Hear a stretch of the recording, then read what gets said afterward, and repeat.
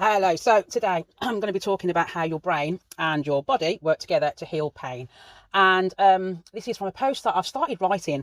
I think I'm going to be doing this in a few sections because I started writing it and then it seems to be going on and on and on and on and on. And I thought, oh, let's break this up a bit because I don't want to be kind of blasting people with too much information.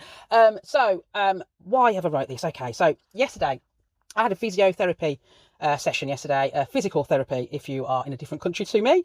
And I'm having it because I've had issues with slip discs and something called spinal stenosis for some months.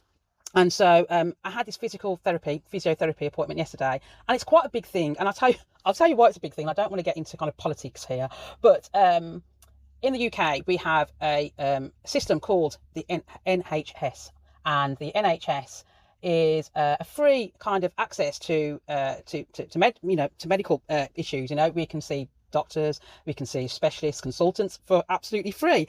And it must be so weird speaking to people in other countries where they're having to pay for all of this kind of stuff, or they're having to have health insurance. And over here, yeah, we have to have health insurance too, but majority of people don't really have health insurance because that's not something that's being kind of put upon us, really. We've never really had to do that, whereas these days more and more people are doing that, because having to wait now for the NHS to have an appointment takes some months. It takes a long time. There's lots of people who are really suffering, like with cancer and things, and they're having to wait on there's huge waiting lists for them to be seen. And so I've kind of been trapped in this as well myself, where I've had really kind of debilitating issues since February, but I've had it for many years, and I've been waiting for things for a long time. For instance, I've been waiting since 2019 to be seen by a spinal consultant, and it's only because I had this huge relapse in February that I've been kind of bumped up the waiting list, and that's had to happen for me to be seen sooner. And so, we should be happy in the UK because we have got access to free healthcare. We have been kind of conditioned, really, and we've kind of been treated, I suppose, that we've had this thing for free for so long. I mean, my thoughts about the NHS are varying, and I don't want this to become me talking about the NHS forever and ever. But a lot of people do put down the NHS over here, especially because we're having to do these things and wait for long. And we should have access to this service. But I suppose we have to live in the real world now. It's 2024. We've had this free service for like over 50 years, 50, 60 years, and things have to come to an end. And I think in the future we will be becoming more and more like other countries where we have to pay for this. We have to pay for these things. But anyway, I was so happy about having this appointment yesterday, and I'm still in kind of beaming from it because I've had to wait for so long to have it. And so I won't carry on with talking about NHS because I don't want this to become a podcast about the NHS. But this physiotherapist, anyway, she looked at me. It's the first time I've really had somebody really look at my movement. And I'd say the first time this has happened for 7 years, because I have been referred to physiotherapists before the COVID kind of stuff. And they've looked at parts of me. So I may have seen a physical therapist that would look at my neck. And then I may have seen a physiotherapist that will look at my lower back. But I've not had one that looks at the whole thing. And yesterday, this woman looked at everything, And so she was able to see the way that my body moves. She was able to look at my muscles, the way that my nerves are behaving, because I have these issues with nerves on my left side. And so she was able to have a look at all of that. And then she said, you need to retrain your brain. And I know that. I know that a lot of this is to do with retraining the brain. And I know that because, I'm trained as a nutritional therapist and a yoga teacher. So I know all of this, And so, a lot of people might look at that and think, well, come on, don't tell me it's about my brain. I've got this pain. It's real. It's in my neck and it's in my lower back, or it's in my knees. Like, you're telling me that this is all in my head? And I could probably view that as being that. But because I kind of understand a little bit of what she's saying, yeah, she's completely right. It is about my brain.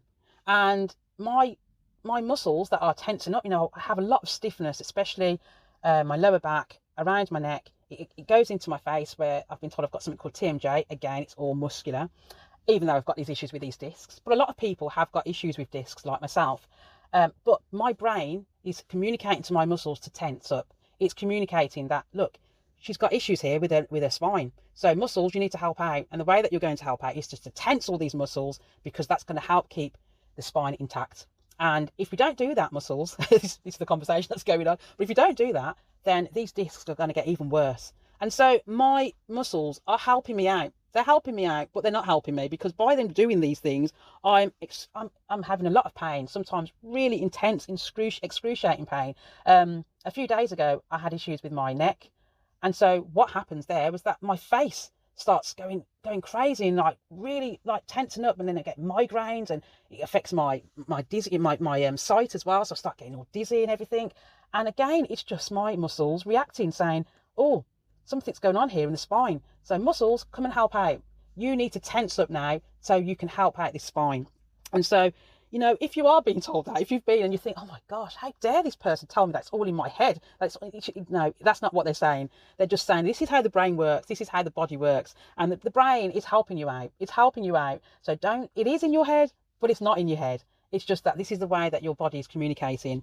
And so, you know, I've had these issues with my spine, and yeah, it's been going on for some time. And, you know, I've been trying to do things as well. So, you know, I've been talking about how I go on these walks, and the walking does help.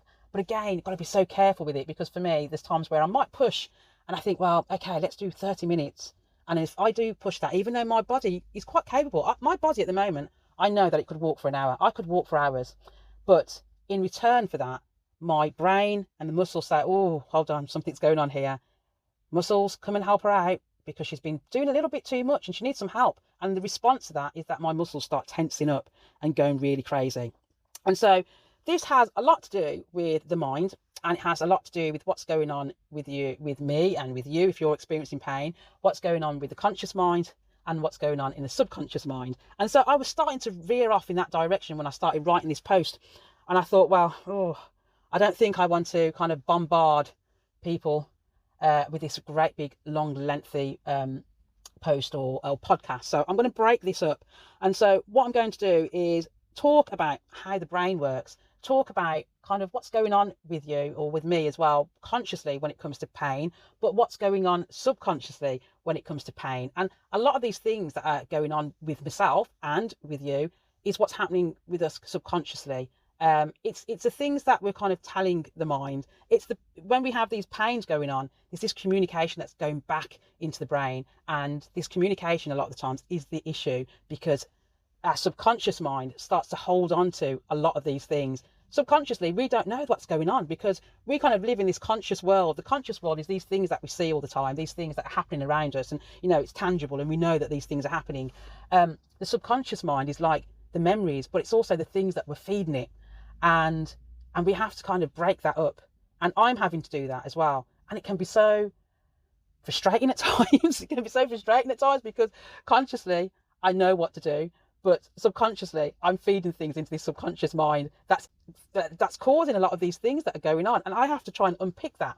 And in the previous podcast, I spoke a lot about meditation, and how meditation can be a huge way of kind of like helping with all of that kind of things, because we're feeding goodness into us, and we're trying to retrain. So, you know, by doing meditation and breath work, and trying to ease the pain when we're working with meditation and breath work, that can feed into the subconscious mind to say, look, you know, when this person's doing this, this is helping you. So, you know, or this is, you know, the brain, this is the brain speak now. When Cheryl is doing this, this is helping. So now it's time to relax. And you know what? We can relax these muscles for a few moments, maybe for some hours, until she does it again. And you know, you're constantly kind of talking to this subconscious mind without you knowing it, you know. Oh, weird and wonderful, isn't it, the brain? So I will talk a bit more about that, I think, in future posts. Well, I'm going to continue over the next few days. I'm going to be writing about this, so I'll be pumping this into this podcast. So anywho, I will finish it up there. So have a wonderful, wonderful, wonderful day, and I will be back on here very soon. I'm going off to do my walk now, and I'm going to be very careful with my walk. So yeah, just 5-10 minutes. That's all I'm doing. Even though my brain is telling me, come on, Cheryl, you can go further than 10 minutes. You can do 30 minutes. But I've got to say to myself, come on, 10 minutes. That's all you need. You can do 10 minutes. Anyway, let me go for my walk. You have a wonderful day. You take care. Bye-bye.